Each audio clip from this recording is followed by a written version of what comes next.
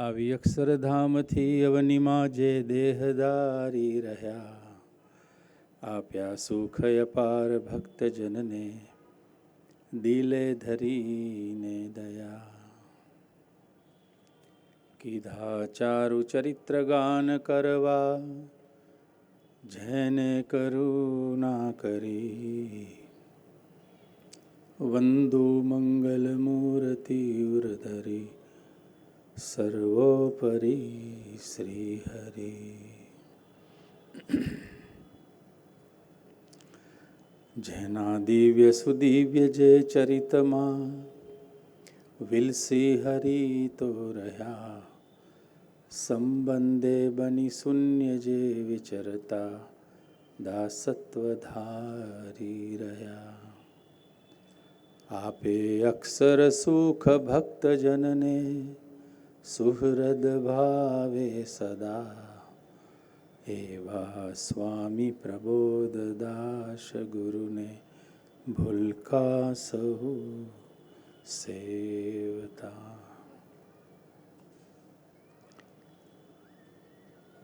પ્રત્યક્ષ ગુરુ હરિ આપણા સૌને પ્રાણાધાર પરમ પૂજ્ય પ્રબોધ જીવન સ્વામીજી મહારાજ આપણા સૌના આત્મીય અને ભગવદી પ્રાદેશિક સંતવરીઓ પૂજ્ય શાશ્વત સ્વામીજી, પૂજ્ય પ્રભુ દર્શન સ્વામીજી, આપણા સૌના વડીલ માવતર સમાન સંતવરીઓ પૂજ્ય મૈત્રી સ્વામીજી, પૂજ્ય નિમિત્ત સ્વામીજી, પૂજ્ય અક્ષર સ્વામીજી, પૂજ્ય સમન્વય સ્વામીજી, પૂજ્ય હરિસન્મુખ સ્વામીજી, પૂજ્ય સંતવસલ સ્વામીજી, પૂજ્ય પ્રાણેશભાઈ, હિતેશભાઈ, આશીષભાઈ,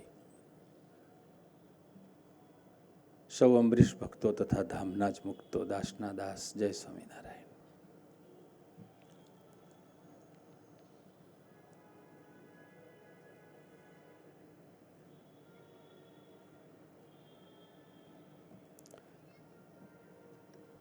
પ્રાણેશભાઈએ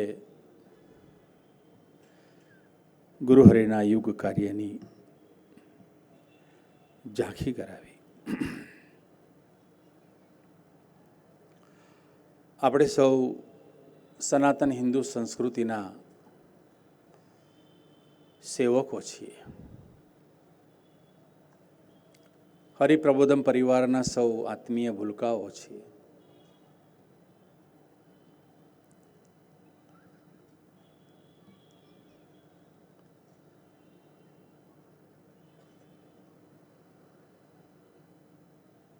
જીવનમાં સાચા અર્થમાં સુખ, શાંતિ અને આનંદ એની અનુભૂતિ કરવી હોય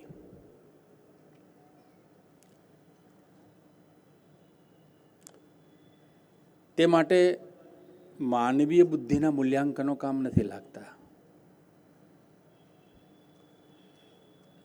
તે માટે જીવનમાં એવા ભગવાન ધારક સંત, જેના આપમાં હરિનો વ્યાપ, સંત તે સ્વયં હરિ. આપ મળી, આપ ટળી મળ્યા ભગવાનમાં, જેના આપમાં હરિનો વ્યાપ, સંત તે સ્વયં હરિ. આવા જે ભગવાન ધારક સંત છે, એનું જીવનમાં પ્રથમ સ્થાન હોય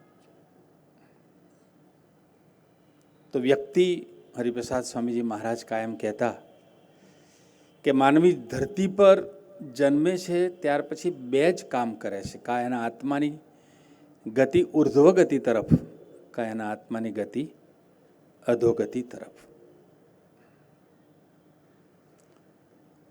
ગુરુહરિ હરિપ્રસાદ સ્વામીજી મહારાજ એક વખત ભક્તો સાથે બિરાજમાન હતા. પવિત્રભાઈ ગુરુહરિ સ્વામીજીના સેક્રેટરી. તેમને એક પ્રદેશમાંથી આવેલા કાર્યકર્તાઓનો પત્ર, પ્રાર્થના પત્ર વાંચ્યો.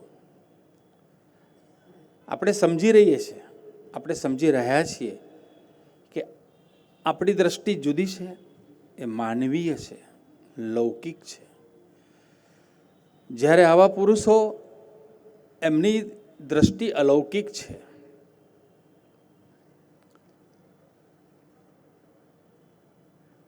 સ્વામીજીને પાથરાપત્ર વાંચતા પવિત્ર ભાઈ કીધું કે કાર્યકર્તાઓએ પ્રાર્થના કરી છે કે અમારા પ્રદેશમાં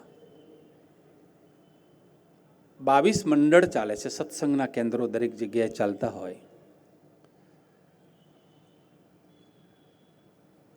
લગભગ 150 થી 200 એવા કાર્યકર્તાઓ છે જે ખરેખર આત્મીય બનીને જીવે છે. અને આ રીતે મંડળનો વિકાસ છે. મુખ્ય કાર્યકર્તાઓને આપના દર્શન કરાવવા આવવું છે અને વિશેષ માર્ગદર્શન લેવો છે, તો આપ કૃપાએ કરીને સમય ફાળવો, જેથી અમે આપના દર્શને આવી શકીએ. પ્રાર્થના પત્ર ગુરુ હરિપ્રસાદ સ્વામીજી મહારાજે સાંભળ્યો. મુખારવિંદના કોઈ પ્રતિભાવ ન બતાવ્યા કે આવા પુરુષોની દ્રષ્ટિમાં એ કયું યુગ કાર્ય કરવા આવ્યા છે એનું દર્શન એમના શબ્દો દ્વારા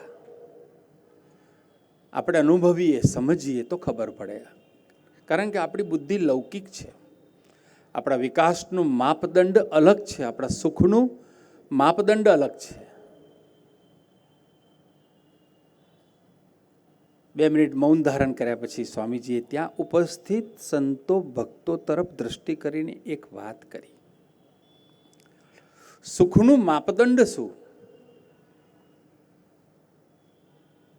સ્વામીજી કહે, ઘરમાં 3 ગાડી હોય, સુખનું માપદંડ છે.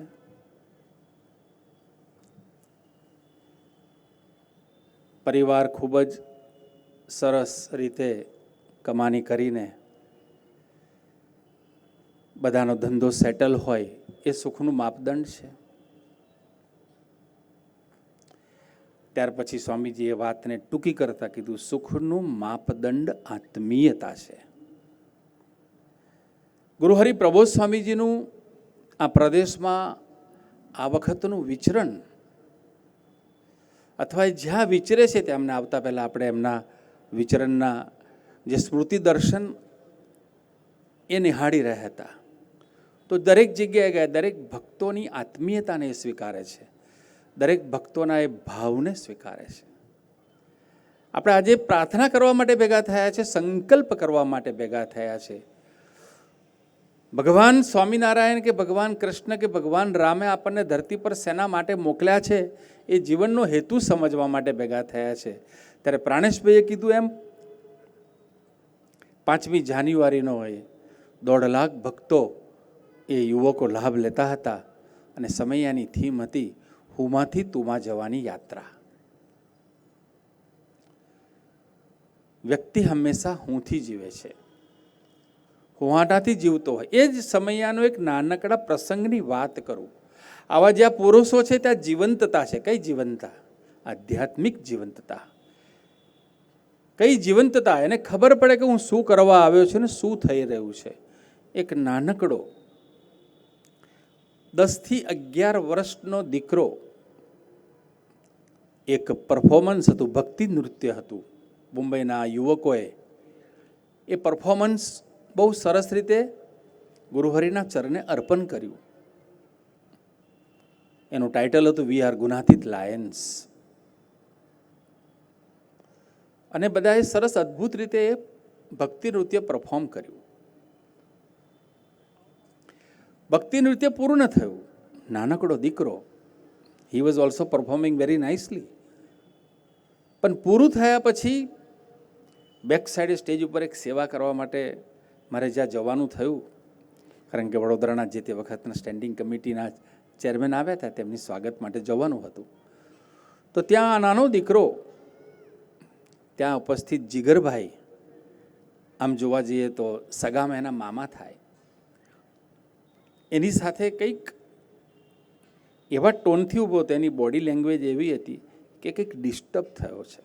એટલે મેં જીગરભાઈને ઈશારાથી પૂછ્યું, શું થયું? જીવંત સમાજમાં આપણે એટલા માટે બેઠા છે કે આવા પુરુષો નિરંતર આત્માને તો જુએ છે, આપણા ત્રણેય અવસ્થાના સાક્ષી તો છે, પરંતુ સાથે સાથે એક અરીસા સમાન આપણી સામે ઊભા છે કે આપણે શું કરવાનું છે અને શું કરી રહ્યા છે. એમનું જીવન આપણા મનને પરિવર્તિત કરે છે. એમનું જીવન, એમની વિચારધારા યોગ્ય અયોગ્યનો આપણને ખ્યાલ આપે છે. એટલે કે મારા આત્માની યાત્રા પ્રભુ તરફ કે મારા આત્માની યાત્રા નરક તરફ, મારા જીવનમાં હું પ્રારબ્ધ વધારી રહ્યો છું કે મારા જીવનના હું પ્રારબ્ધ ઘટાડી રહ્યો છું. એ ભૂલકુની બોડી લેંગ્વેજથી જ્યારે જીગરભાઈને મેં પૂછ્યું, જીગરભાઈ સોની કે શું થયું, તો કે ડિસ્ટર્બ છે, મારા હાથનો કેસ નથી, ટ્રાય ટુ હેન્ડલ હિમ, એને તમે હેન્ડલ કરો. જોતો તો જરા, પછી મેં એને સ્માઇલ આપી, પરંતુ એને રિસ્પોન્સ નહીં આપ્યો. થોડોક આગળ ગયો, પાણીની નાની બોટલ લઈને ગયો, એને મેં કીધું કે થોડું પાણી પી લઈએ. ના, નાનો છોકરો છે, ઉદાસીન ચહેરો હોય, આપણને ખબર પડે, અને ના પાડી. મેં કહ્યું યુ પરફોર્મ વેલ, આજે તમે સરસ ભક્તિ નૃત્ય કર્યું. તો તરત એનો મનનો આક્રોશ, પણ મનનો આક્રોશ આધ્યાત્મિક હતો. મનનો આક્રોશ આપણા અંતરને હલાવી દેવો હતો. આ વાત સાંભળી ત્યારે આપણને ખ્યાલ આવે કે મારા જીવનમાં આ વસ્તુ, આ સ્ટેજ મારે અનુભૂતિ કરવી હોય, મારે આવી અંતરદ્રષ્ટિ કરવી હોય તો ઇઝ ઇટ પોસિબલ? યસ, કારણ કે આપણને આ જીવતી ગોદ છે, જેમનું જીવન આપણા જીવનનું પરિવર્તન કરે છે, જેની સહજતા આપણા જીવનમાં સહજતા આપે છે, જેની સરળતા આપણા જીવનમાં સરળતા આપે છે, જેમની સાધુતા આપણા જીવનમાં સાદગી આપે છે, જેમની પ્રભુતા આપણા જીવનમાં સાચા સુખ શાંતિ આનંદનો અનુભવ કરાવે છે, જેમનો પ્રેમ એ આપણા જીવનમાં યોગ્ય અયોગ્યનો વિવેક પ્રગટાવે છે. એટલા માટે જીવનમાં ઓક્સિજન કરતાં સંતની વિશેષ જરૂર છે. આજે આપણે ખૂબ નસીબદાર છીએ કે ગુણાતીતાનંદ સ્વામીની વાતમાં એક વાત લખી છે કે આવા સાધુના દર્શન કરીએ, આંખના પાપ બળી જાય. આવા સાધુની વાણી સાંભળીએ, કર્ણના પાપ બળી જાય. આવા સાધુને મનમાં સંભાળીએ, મનના પાપ બળી જાય. એવા આપણે ખોળે બેઠા છે, અને એવી આપણે ઘટનાક્રમના આજે આપણે પ્રત્યક્ષ સાક્ષી છીએ. એ દીકરાને વાત કરી કે યુ પરફોર્મ વેલ, કે સુરજ સ્વામી હું નપાસ થયો, એના આંખમાં આંસુ આવ્યા, આક્રોશથી એને વાત કરી, પણ એની આધ્યાત્મિક જાગૃતતા હતી. એને કોઈ વસ્તુ નહોતી મળી એના માટે દુઃખી નહોતો થયો, એને કોઈ એપ્રિશિએટ નહોતું કર્યું એટલા માટે દુઃખી નહોતો થયો, પણ એનું અનુસંધાન શું હતું ત્યારે ખબર પડે કે સુરજ સ્વામી તમને ખબર છે ગુરુ હરિ પ્રબોધ સ્વામીજી આ સમયની થીમ હુંમાંથી તુની આપી છે. જ્યારે હું મારા હુંના હુંહાટાથી આજે પ્રબોધ સ્વામીથી દૂર થયો, આઈ ફેલ ટુડે સો આઈ એમ ક્રાઇંગ. હું આજે નપાસ, કેટલી મોટી વાત કે નાનકડો 11 વર્ષનો દીકરો આવી જીવંતતા સાથે. આપણે એટલા માટે નસીબદાર છીએ. આવા પુરુષો આપણા માટે મસાલ સમાન છે, આવા પુરુષો આપણા માટે દીવાદાંડી છે, આવા પુરુષો આપણા જીવનના દરેક પ્રશ્નોના સમાધાન છે. એમને આપણે એક જ વસ્તુ કરવાની. પ્રબોધ સ્વામીજી અમને સૌને એક લીટીનું લેસન આપ્યું છે, એક જ લીટીનું. અમે સંતો હોઈએ, સહિષ્ણુ હોય, અમરીશ ભક્તો હોય, હરિપ્રબોધ પરિવારનો કોઈ યુવક હોય, અને એક જ લીટીનું લેસન આપ્યું છે. આપણા જીવનનું એક જ ધ્યેય, હે પ્રભુ બસ એક તું રાજી થા. તો આજના દિવસે જ્યારે વાપીના આગને આપ સૌ ગુરુ હરિ પ્રબોધ સ્વામીના દર્શન કરવા માટે પધાર્યા છે, ત્યારે આપણે સૌ, મારાથી માટે આપણે સૌ એમના ચરણે એક જ પ્રાર્થના કરીએ કે હું તો બધે જ અમે એક્સપોઝ કરીએ છીએ, પણ હુંમાંથી તુંમાં જવાની જે યાત્રા છે એ આપણા ચરણાવિંદના સાનિધ્યમાં છે. તો સાચા અર્થમાં અમારો હુંહાટો અમને ઓળખાય, સાચા અર્થમાં અમે હુંમાંથી તુંની યાત્રા કરી શકીએ, સાચા અર્થમાં જીવનમાં સત્સંગ અને ભક્તિનું શું મહાત્મ્ય છે એ સમજાય. ભગવાન શ્રી સ્વામિનારાયણે કીધું કે સત્સંગ અને ભક્તિ વિના વિદ્વાન પણ અધોગતિને પામે છે. તો હે ગુરુ હરિ પ્રબોધ સ્વામીજી, આપે અમને એ સત્સંગ અને ભક્તિ અમારા જીવનમાં સાચા અર્થમાં સમજાય તે માટે મા જેવા સંતો આપ્યા છે. પૂજ્ય શાશ્વત સ્વામીજી, પૂજ્ય પ્રભુદર્શન સ્વામીજી, આ બંને સંતો એવા છે ખરેખર સાચા અર્થમાં હુંહાટા રહિતના સંતો છે. સાચા અર્થમાં ખૂબ જ નિસ્વાર્થ સંતો છે. ખૂબ જ પરગજુ સંતો છે, ખૂબ જ ગુરુહરિ પ્રબોધ સ્વામી, એથી વિશેષ વન લાઈન કે ગુરુહરિ પ્રબોધ સ્વામીજીના હૃદયમાં વસેલા પાત્રો છે. તો આજે ગુરુહરિ પ્રબોધ સ્વામીની એ જ પ્રાર્થના કરીએ, આવા સંતો જ્યારે અમને આપ્યા છે ત્યારે એ સંતોના માધ્યમથી, એ અઠવાડિક સભાના માધ્યમથી, એ ભજનના માધ્યમથી, એ સારા મિત્રોના સંગના માધ્યમથી અમે હુંમાંથી તુંમાં જવાની યાત્રા અને સત્સંગ અને ભક્તિનું મહાત્મ્ય નિરંતર સમજતા રહીએ. એ માટે સૌને ગુરુડા આશીર્વાદ આપો. એ જ પ્રાર્થના દાસના દાસ. જય સ્વામી.